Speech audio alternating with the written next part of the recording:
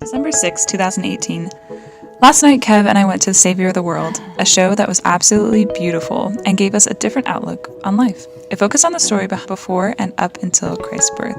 The first part leading up to his birth was absolutely amazing.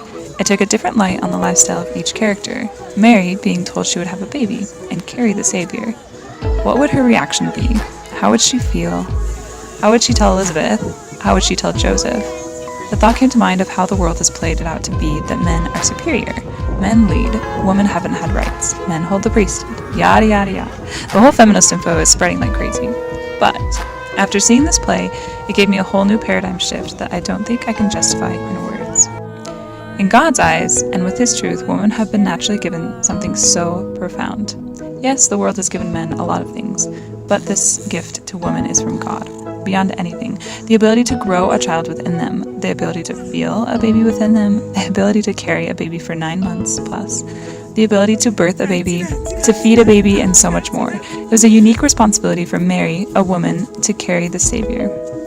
God designed it that way. He created us as women to be that way.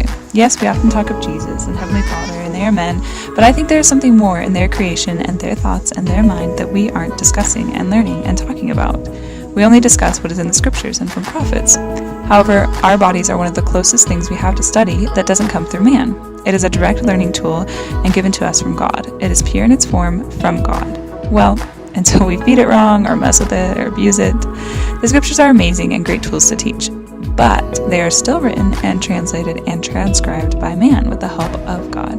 Babies are as pure gets. They have something we don't have. They have something that is uninterrupted by man as much as possible. After Mary had the baby, the shepherds and angels came to visit. Everyone was to know and did know that the Savior of the world had come. She had more visitors than imaginable. How do you think Mary and Joseph reacted when visitors showed up? The shepherds were told to tell all the world. How did they tell everyone? How did they share the news with all the world? And how does that relate to us today? Sharon Eubanks spoke at the Christmas devotional last Sunday and recommended when listening to Christmas songs this season to really focus on the words and their meaning. I feel I haven't been doing it intentionally, but whenever I listen to any Christmas song centered around Christ, the meaning of it comes to life. It was the case during this whole musical Savior of the World, whenever they broke out into song. Another perspective, Christ made a difference in the people's lives in just 30-ish years he was on the earth. I mean, yes, it helped that he was born famous, but still, that's a short time. How would Mary feel holding that new one? How would she feel during those times of hardness? I personally imagine Mary as a confident being all throughout, some uneasiness, but much more confidence in her faith in God. This changed my view and perspective on me as a mother, what a precious, priceless, sacred responsibility and opportunity we have been given, and especially I've been given to conceive, carry, birth, feed, and care for a child of God. It doesn't demean the hardness of it, or the sad, or the challenging times, but seeing a new light naturally allows me to feel more peace about it, and more gratitude towards it. December 7th, 2018. Today, Owen and I went to the exhibit of President Eyring's visual journal at the Church History Museum. It was absolutely amazing, fascinating, and very eye-opening. Each watercolor painting had a story behind the scenes, a memory, a perspective, a thought, anything. He drew pictures of his most cherished and favorite moments. It was a skill I definitely wish I had, as there are many memories in my mind that I don't have a picture of, and sometimes words just can't do it justice.